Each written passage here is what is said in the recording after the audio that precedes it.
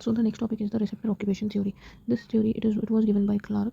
इसमें होता क्या है that the drug combines with the receptor and forms a drug receptor complex and this complex is responsible for the drug action.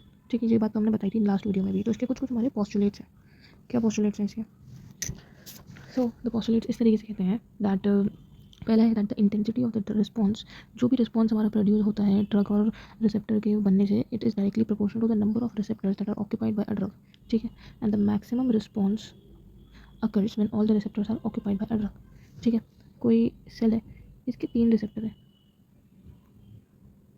तो maximum response तब आएगा जब ये तीनों रिसेप्टर हमारे ऑक्यूपाइड होंगे. ठीक, ये कहना चाह रहे हैं हमारे.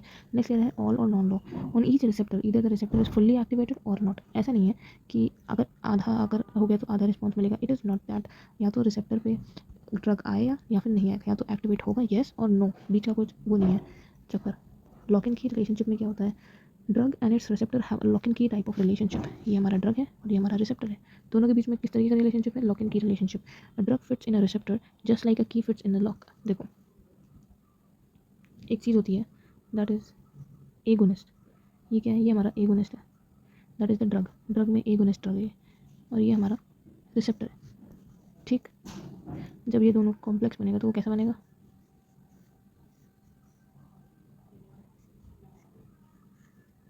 Right, that is the agonist receptor complex, और जिसकी वजह से एक रिस्पॉन्स प्रोड्यूस होगा. राइट, लेकिन अगर हमारा जो ड्रग है वो कैसा है, एंटागोनिस्ट.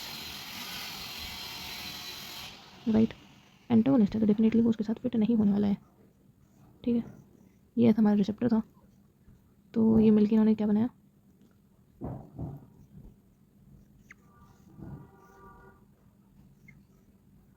ऐसे ही तो बनाया. And this is definitely not producing any response, no response. Okay, एक और चीज़ होती है that is the spare receptors. Spare receptors क्या होता है, एक सेल है जिसमें होते हैं हमारे spare receptors. It is not necessary that a maximum response all the receptors में occupied by agonist besides. After a maximum response large number of receptors remains reserve. These reserve receptors are known as the spare receptors. अगर हमारे पास कोई cell है उसके सारे agonist receptor occupied हैं, ठीक है, लेकिन इसके कुछ रिसेप्टर ऐसे हैं that are known as the spare receptors. For example यहाँ पे एक रिसेप्टर है, despite of these spare receptors it will produce a maximum response.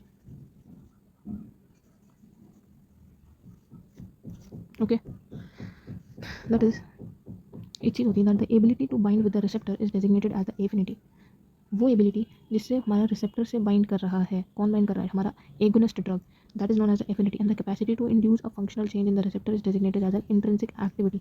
Intrinsic activity का ये मतलब होता है that it is the capacity to induce a functional change.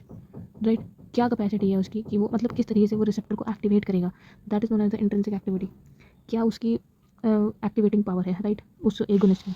और इंडिपेंडेंट प्रॉपर्टीज, एगोनिस्ट रिसेप्टर्स होते हैं, एगोनिस्ट ड्रग्स होते हैं, उनके पास एफिनिटी और मैक्सिमल इंट्रिंसिक एक्टिविटी. एफिनिटी का मतलब हमने क्या बताया, दैट इज कितना उसको टाइम लग रहा है हमारे रिसेप्टर से कंबाइन करने में. एफिनिटी इसकी बढ़िया है और इंट्रिंसिक एक्टिविटी भी 1 है. For example it is adrenaline, histamine and morphine. Next we have the competitive antagonist.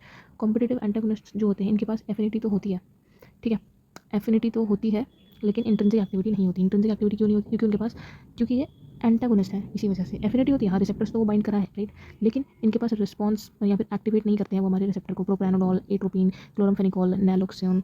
Next we have the partial agonist. Partial agonist का ये मतलब होता है दैट इनके पास एफिनिटी तो होती है, वो कंबाइन तो कर जाते हैं, बट दे हैव अ सब maximal intrinsic activity between 0 to 1.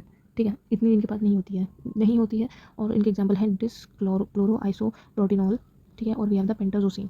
Inverse agonist क्या होते हैं, इनवर्स एगोनिस्ट का ये मतलब होता है कि एफिनिटी तो होती ही है, एफिनिटी तो सभी में है अभी तक, लेकिन इंट्रिंसिक एक्टिविटी जो होती है वो माइनस में होती है, दैट इज 0 to -1. ठीक है, हमने बोला पार्शियल एगोनिस्ट जो होते हैं उनकी इंट्रिंसिक एक्टिविटी 0 से 1 के बीच में होती है, और जो हमारे इनवर्स एगोनिस्ट होते हैं उनकी इंट्रिंसिक एक्टिविटी हमारी 0 से -1 के बीच में होती है, क्योंकि इनवर्स है.